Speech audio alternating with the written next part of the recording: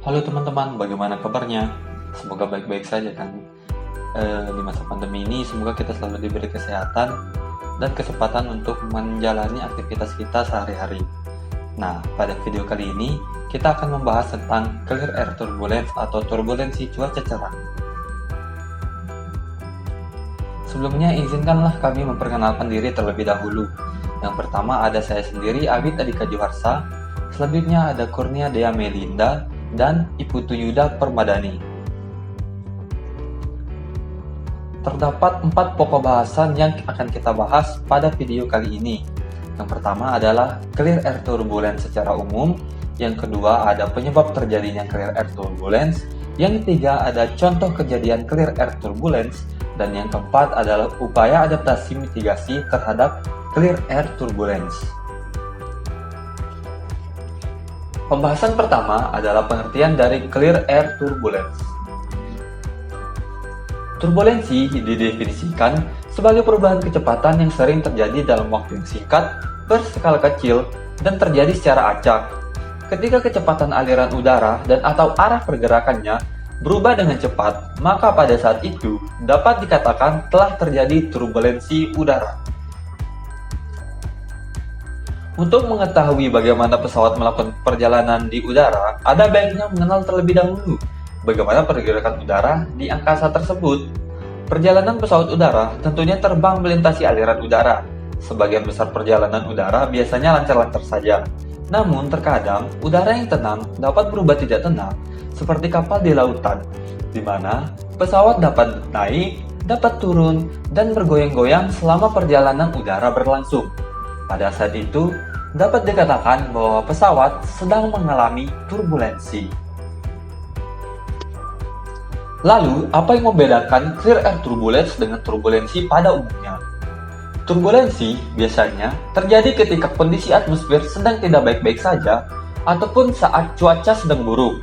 Sedangkan clear air turbulence dapat terjadi ketika kondisi atmosfer sedang baik yang ditandai oleh sedikitnya awan ataupun saat cuaca cerah. Nah, clear air turbulence berbeda dengan turbulensi konvektif yang dapat terjadi karena adanya awan konvektif ataupun turbulensi termal yang disebabkan oleh pemanasan permukaan bumi oleh matahari.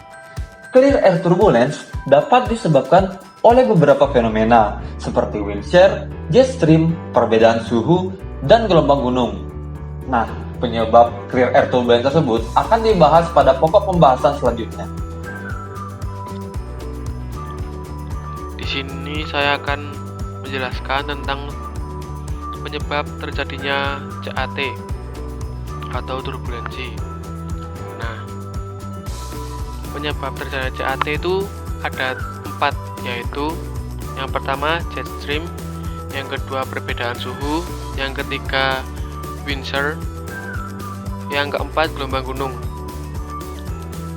Untuk penyebab yang pertama yaitu jet stream. Jet stream adalah arus dari angin kencang di atmosfer yang mengatur pergerakan sistem tekanan tinggi dan tekanan rendah dan berhubungan dengan front. Jet stream berliku-liku dari waktu ke waktu. Kecepatan angin dapat mencapai 200 meter per jam atau lebih tinggi pada kasus tertentu. Jet stream biasanya ditemukan pada ketinggian 30.000 hingga 40.000 feet atau 9.000 hingga 12.000 meter di atas permukaan bumi. Keberadaannya bertanggung jawab pada perbedaan suhu yang besar antara wilayah khatulistiwa dan kutub. Posisi dan arah dari jet stream berubah dari hari ke hari. Pola cuaca umum panas atau dingin, basah atau kering berkaitan erat dengan posisi, kekuatan, dan arah dari jet stream. Jet stream yang berada pada lapisan bawah dikenal sebagai low level jet stream. Yang kedua adalah perbedaan suhu. Turbulensi cuaca cerah juga dapat disebabkan oleh perbedaan suhu udara yang ada di atmosfer. Perbedaan suhu udara yang terjadi di atmosfer dapat menyebabkan terjadinya perbedaan densitas atau kerapatan massa udara. Turbulensi akan terjadi ketika pesawat yang sedang terbang melintas suatu ruangan yang dimensinya jauh lebih rendah. Ketika memasuki wilayah yang dimensinya yang lebih rendah, pesawat akan kehilangan daya angkat disebabkan oleh kerapatan udara yang kurang. Akibatnya, pesawat akan terhempas turun ke bawah. Begitupun sebaliknya, apabila pesawat melintas wilayah dengan densitas yang lebih tinggi, massa udara akan membantu daya angkat pesawat ke atas, sehingga pesawat dapat terangkat saat di udara. Gerakan yang terjadi saat pesawat melintas di wilayah dengan densitas yang berbeda inilah yang menyebabkan pesawat mengalami turbulensi. Nah, yang ketiga adalah wind shear.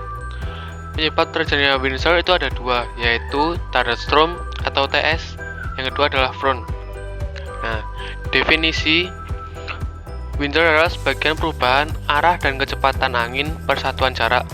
Wind shear pada lapisan permukaan merupakan perubahan arah dan kecepatan angin dalam jarak yang dekat dengan atmosfer. Perubahan ini terjadi dengan tiba-tiba, terutama bila mendapat arus balik yang semula mendapat angin dari muka pesawat atau headwind.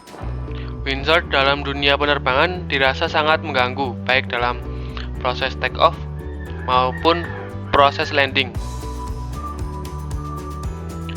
Nah, penyebab yang keempat yaitu adalah gelombang gunung. Gelombang gunung merupakan gelombang gravitasi yang dipicu oleh aliran di atas gunung. Pada dasarnya, gelombang gunung terjadi karena angin bertiup kencang mengarah ke puncak dan menghasilkan turbulensi saat mencapai sisi lain gunung. Gelombang gunung yang dibentuk oleh panjang kuasi dua dimensi pegunungan sering disertai dengan vortisitas daratan rendah atau low level dengan sumbu horizontal sejajar dengan gelombang gunung yang membangkitkan rotor dapat membahayakan penerbangan. Oke teman-teman, sekarang kita akan membahas bagaimana contoh kejadian dari clear air turbulence. Contoh maskapai yang telah mengalami clear air turbulence ialah salah satunya maskapai Emirates. Maskapai asal Timur Tengah ini dengan nomor penerbangan EK450 dengan rute dari Dubai ke Auckland via Bali itu melakukan pendaratan darurat di Bandara Internasional I Gusti Ngurah Rai pada hari Selasa 1 Oktober 2019 sekitar pukul 15.07 WITA. Hal tersebut dilakukan karena maskapai ini mengalami clear air turbulence ketika pesawat berada di ketinggian 35.000 kaki dan berada di atas Singapura. Kapten sendiri dari penerbangan Emirates ini meminta force priority landing di bandara berkode DPS tersebut. Akibatnya, 11 dari 326 penumpang mengalami cedera dan langsung mendapatkan penanganan medis. Turbulensi sendiri dibagi menjadi dua, ada yang bisa terdeteksi oleh radar dan ada yang tidak bisa terdeteksi oleh radar. Untuk turbulensi yang bisa terdeteksi oleh radar, itu merupakan turbulensi yang biasa kita rasakan di dalam pesawat. Setelah kapten mengumumkan bahwa penerbangan memasuki cuaca buruk, umumnya turbulensi ini juga dapat diprediksi, mengingat gumpalan awan yang terdeteksi oleh radar dan penglihatan pilot. Sedangkan untuk turbulensi yang tidak bisa terdeteksi oleh radar ialah contohnya seperti yang terjadi pada penerbangan ini, di mana kondisinya sangat mengerikan. Pilot seolah dikejutkan oleh guncangan di dalam pesawat tanpa adanya pemberitahuan terlebih dahulu. Ada beberapa faktor yang dipercaya oleh para ahli yang dapat meningkatkan terjadinya clear air turbulence seperti jet, gradien suhu di udara, angin yang berhembus secara tiba-tiba atau yang sering kita kenal dengan wind shear, mountain wave, hingga gravity wave line shear. Maskapai berikutnya yang mengalami clear air turbulence ialah maskapai Batik Air dengan nomor penerbangan ID6890 ini sempat mengalami clear air turbulence pada hari Selasa, 24 Oktober 2017. dengan rute penerbangan dari Jakarta menuju Deli Serdang, Medan. Pesawat ini saat terbang di wilayah udara Kabupaten Tobasa Sumut mengalami clear air turbulence.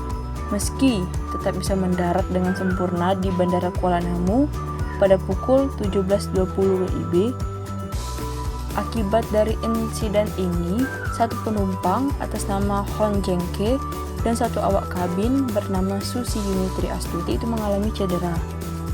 Clear air turbulence sendiri itu berbeda dengan turbulensi yang biasa terjadi, di mana turbulensi yang dialami oleh maskapai Batik Air ini terjadi saat cuaca cerah. Pesawat terbang biasanya mengalami guncangan saat melintas daerah berawan, dan jarang mengalami guncangan saat terbang di cuaca yang tidak berawan. Namun, berbeda dengan clear air turbulence, pesawat justru mengalami goncangan pada ruang udara yang tidak berawan, dan tanda-tanda untuk kejadian seperti ini belum dapat dideteksi oleh instrumen pesawat. Penyebab terjadinya clear air turbulence yang dialami oleh Batik Air ini ialah jet stream dan medan penerbangan, di mana jet stream merupakan arus udara yang bergerak dengan cepat yang terjadi di tropopause. Tingkat keparahan turbulensi tergantung pada kekuatan aliran udara, kondisi medan seperti pegunungan, laju perubahan, dan tingkat kemiringan dataran tinggi dan di sekitarnya. Baiklah, sekarang kita akan membahas bagaimana upaya mitigasi dan adaptasi terhadap clear air turbulence. Untuk menghindarinya sulit karena dapat dikatakan turbulensi ini sulit dideteksi di mana dan kapan waktu terjadinya. Diharapkan untuk para penumpang dan awak pesawat selalu meningkatkan kesiagaannya. Misalnya, tetap menggunakan seatbelt selama duduk dan berjalan di lorong pesawat seperlunya saja. Hal ini tentu akan mengurangi resiko terlempar dan cedera penumpang ketika terjadi goncangan. Laporan mengenai lokasi dan terjadinya turbulensi oleh pilot juga diharapkan untuk dapat diteruskan ke kantor meteorologi setempat sebagai bahan evaluasi dan analisis data. Jika di dalam suatu penerbangan mengalami clear air turbulence, kegiatan atau tindakan yang harus dilakukan pilot ada 4. Pertama, mempertahankan kecepatan yang disarankan ketika melintasi turbulensi. Kedua, mengubah ketinggian atau arah penerbangan. Ketiga, mengamati termometer untuk mengetahui posisi pesawat. Apakah pesawat berada di atas atau di bawah aliran clear air turbulence? Hanya jika clear air turbulence datang dari satu arah dan mengarahkan pesawat jauh dari tropopause. Dan terakhir ialah mengeluarkan pilot report yang mencangkup posisi pesawat dan tingkat keparahan turbulensi. Sekian pemaparan materi dari kami tentang clear air turbulence. Semoga bermanfaat dan dapat memberikan wawasan baru bagi kita semua. Terima kasih.